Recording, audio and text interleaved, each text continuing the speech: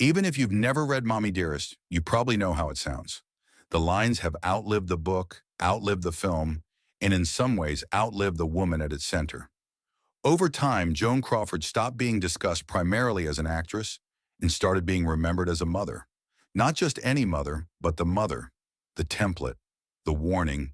And once that image settled into culture, it didn't remain confined to her. Joan Crawford was just the start. Joan Crawford. When Joan Crawford died in May 1977, the tone of her obituaries was measured and, in some cases, reverent. They emphasized longevity. They cited her Academy Award for Mildred Pierce. They described her discipline, her relentless self-reinvention, the carefully engineered image that had allowed her to move from silent flapper to post-war dramatic force.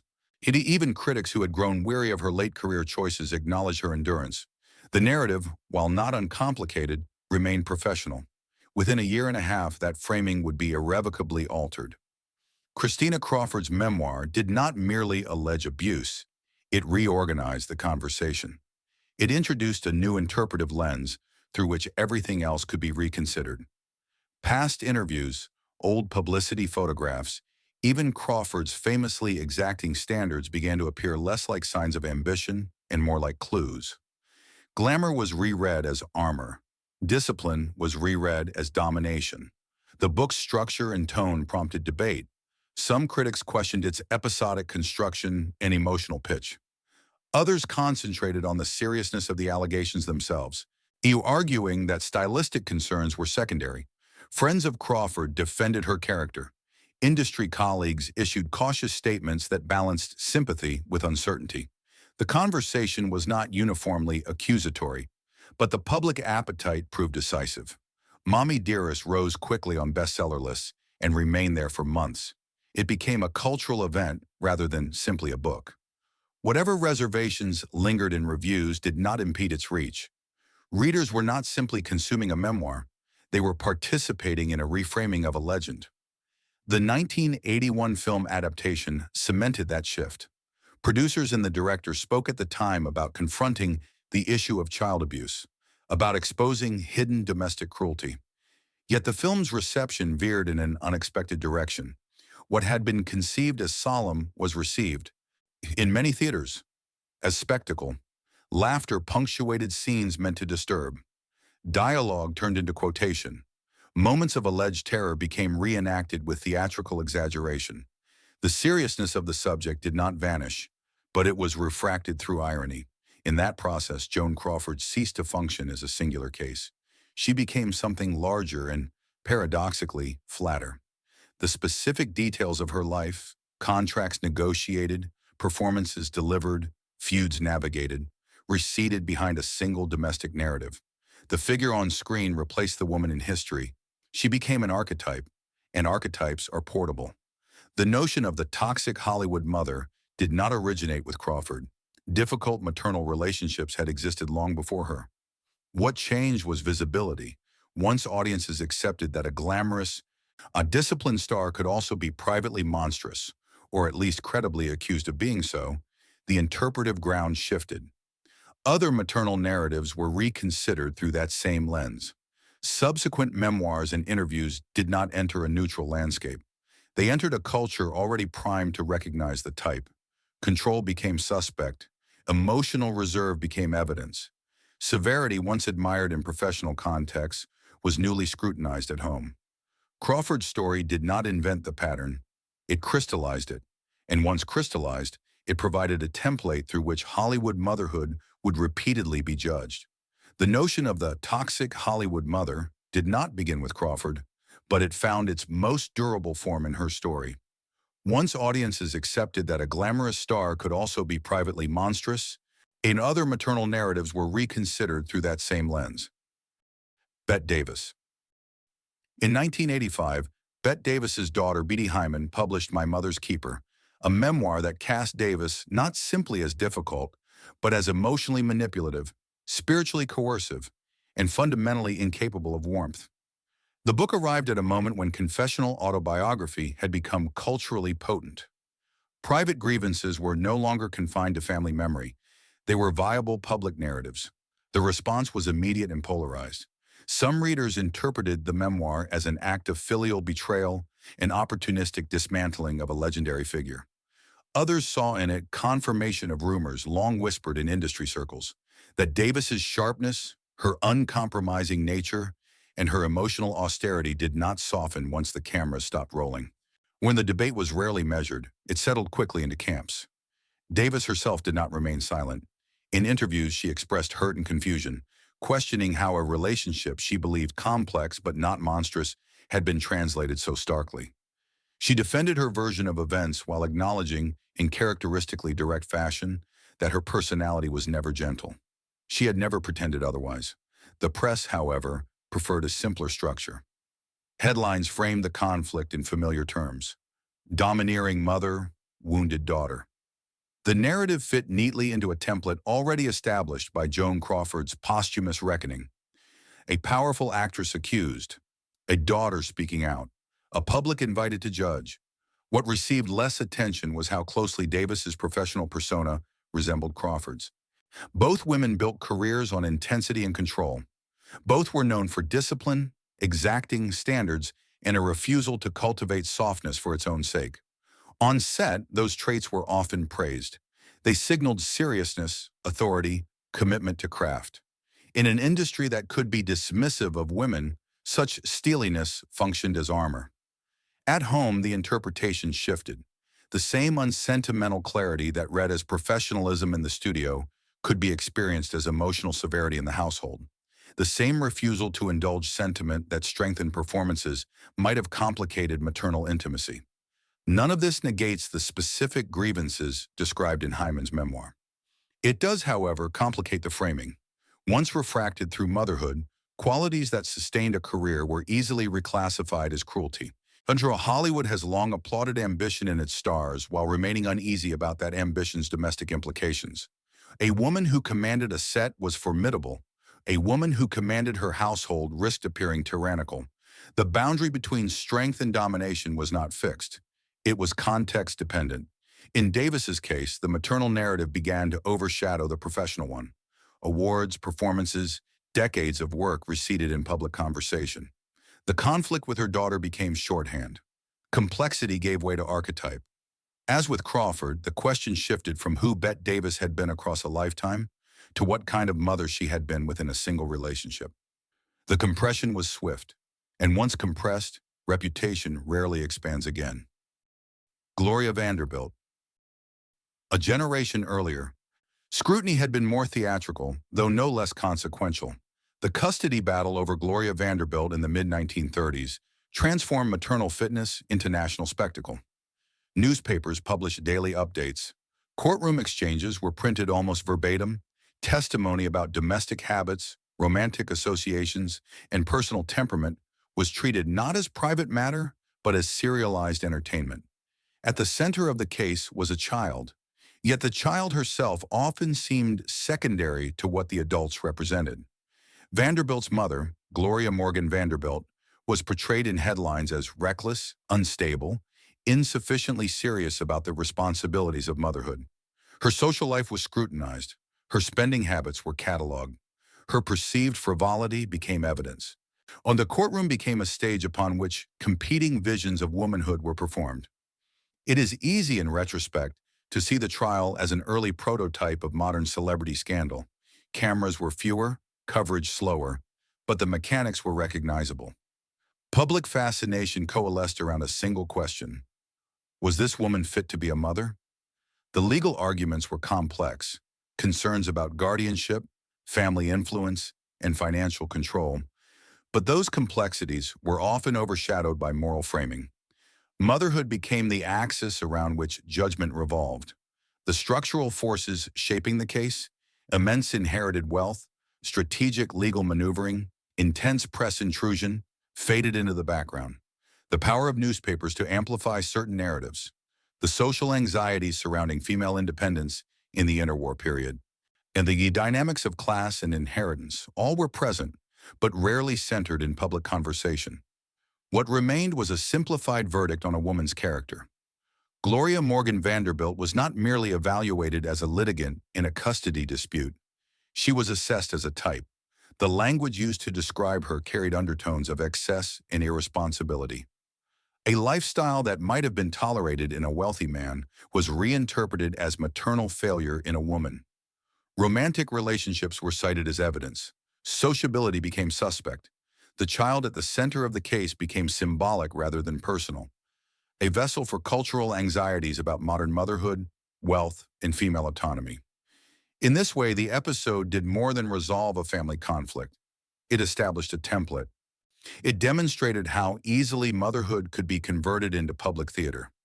It showed that once the press identifies maternal conduct as morally questionable, nuance recedes quickly. The larger systems, legal structures, economic incentives, media appetites, withdraw from focus. The woman remains. That framing would recur repeatedly across Hollywood history. When later actresses found their parenting under scrutiny, the pattern was already in place. Structural forces would again fade into the margins. Public fascination would again center on maternal adequacy. And once a woman's identity was reorganized around perceived failure at home, the rest of her life would struggle to compete with that single narrative. The spectacle of judgment proved durable, and long before the term toxic mother entered common usage, the mechanics of its construction were already visible. Judy Garland. In the case of Judy Garland, the narrative unfolded more gradually and in some ways more sorrowfully. Garland did not become an archetype overnight. Her life had already been publicly chronicled in extraordinary detail. Her early stardom at MGM, the punishing work schedules, the regimented diet plans, the pills prescribed to suppress appetite and stimulate energy. From adolescence, her body was treated as production material. Her exhaustion was managed pharmaceutically. Her labor was extracted with an efficiency that, in retrospect, reads less like glamour and more like maintenance. When she began to falter, emotionally, financially, chemically, those struggles were documented extensively. Interviews grew erratic. Performances became unpredictable. Her marriages dissolved under pressure. The spectacle of decline often eclipsed the context of exploitation. Even before her death in 1969, Garland had become shorthand for tragic excess. After she died, the focus shifted again. Her children spoke with a mixture of affection and candor about instability, emotional inconsistency, and prolonged absence. They described love, but also chaos. Financial crises interrupted childhood. Addiction altered routines. Domestic life was often shaped by urgency rather than steadiness. Those testimonies were real. They did not need embellishment, yet they were frequently simplified. The public conversation began to pivot. Instead of centering what the studio system had done to a teenage performer, how it disciplined her body, managed her chemistry, it prioritized profitability over health. The emphasis moved toward what kind of mother she had been. The exploitation that framed her adolescence became backstory. The maternal consequences became headline. Garland's suffering was reframed as inheritance. The narrative crystallized into something almost linear. Damage endured, damage transmitted. A wounded child becomes an unstable mother. The logic was tidy. It provided emotional coherence. It required less structural critique. The systemic dimension, the contract clauses, the medical regimens, the relentless expectation of charm and productivity was acknowledged in documentaries and biographies, but rarely centered in discussions of her motherhood. Industrial cruelty is diffuse. It implicates corporations, executives, audiences. Maternal failure is intimate. It attaches to one body, one household. The latter is easier to narrate. In this shift, Garland's life became a cautionary tale about generational trauma rather than a case study in institutional harm. The complexity of her circumstances did not vanish entirely, but it receded from the foreground. What remained was the image of a woman who could electrify a stage and yet struggle to provide consistency at home.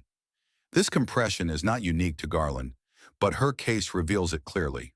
When a performer is publicly exploited for years, the eventual domestic instability can be traced back through contracts and prescriptions.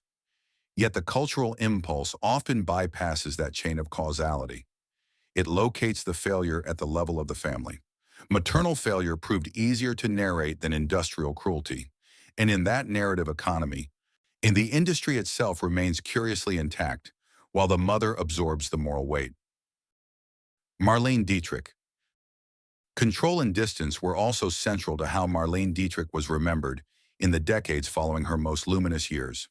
By the time her daughter Maria Riva published her memoir in 1992, Dietrich had long since become less a working actress than a monument, an image preserved in still photographs, stage performances, and carefully rationed interviews.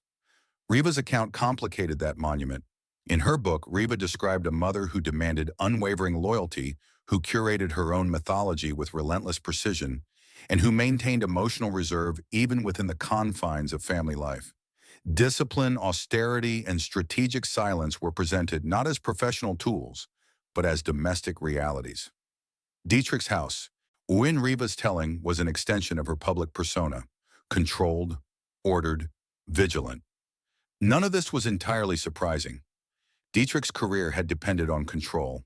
From her early collaborations in Germany to her Hollywood reinvention, she survived by mastering the camera and the narrative around her.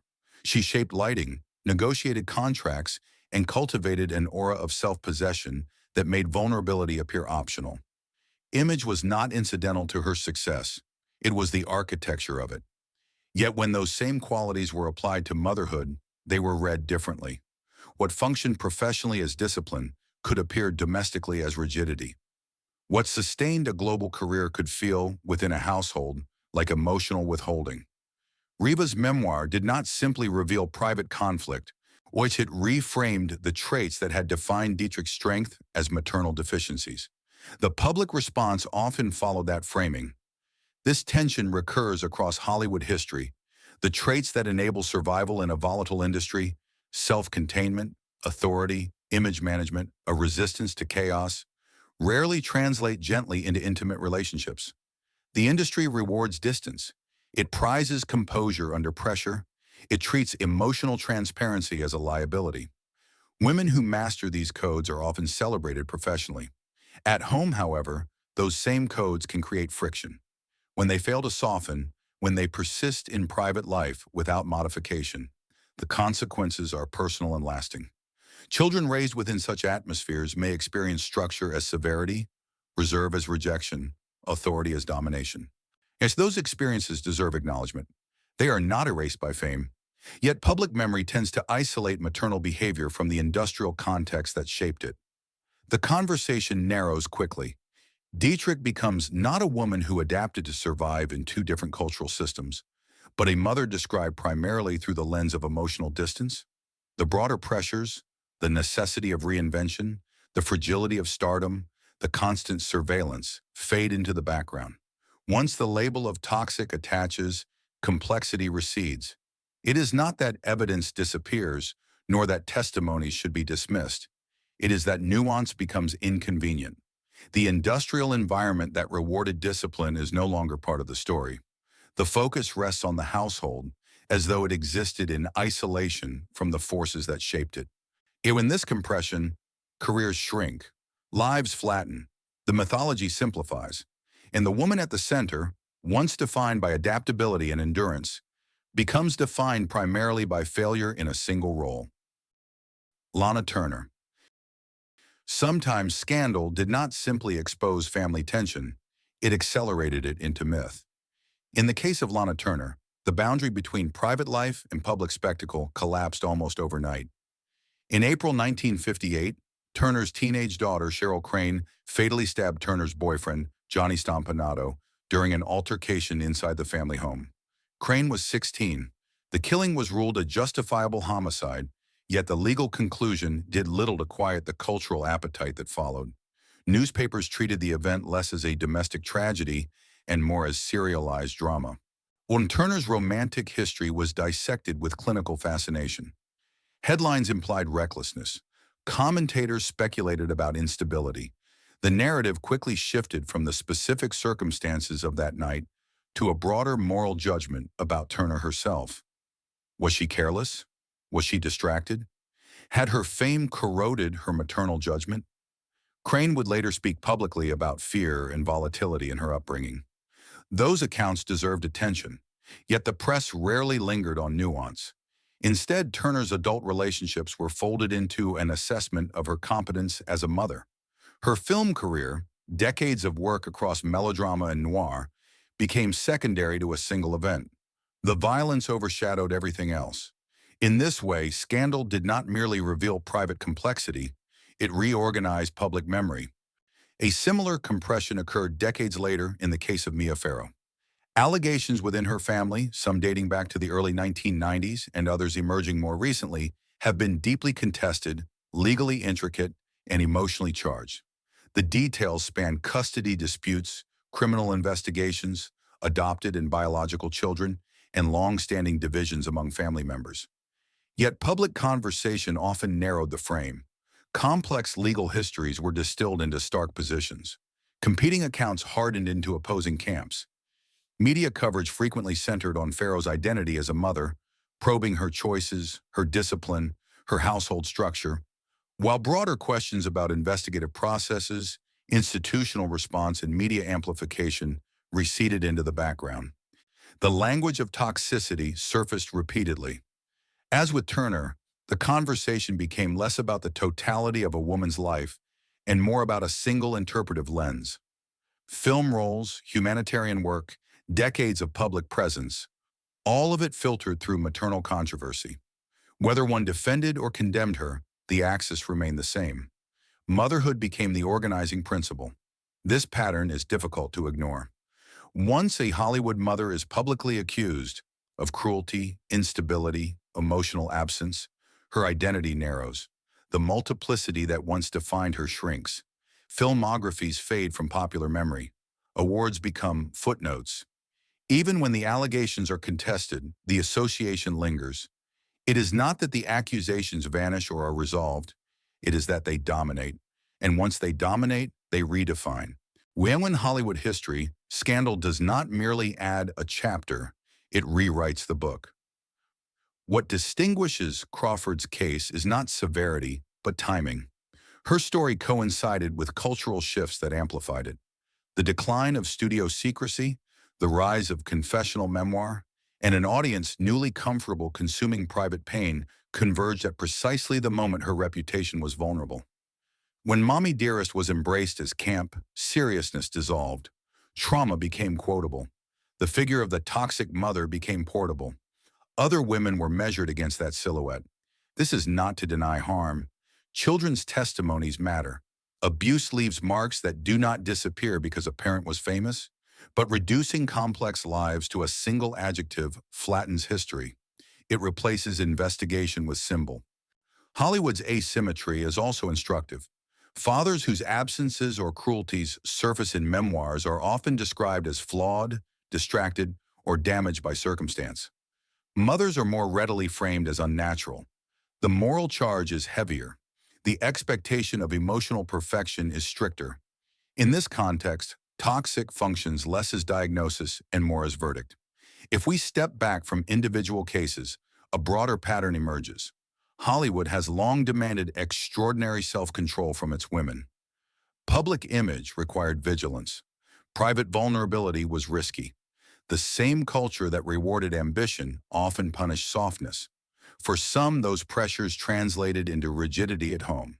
For others, they translated into absence. For many, they translated into contradictions. When those contradictions surfaced publicly, they were rarely held as contradictions. They were simplified. Joan Crawford remains the most recognizable example because her story crystallized the pattern. She was not the only difficult mother in Hollywood history. She was the first to be permanently mythologized as one. Myth once established is difficult to dislodge. It offers clarity where history offers complication. It assigns blame neatly. It transforms systemic pressure into personal pathology. Hollywood prefers such clarity. It prefers villains to systems. It prefers quotation to context. Joan Crawford was just the start.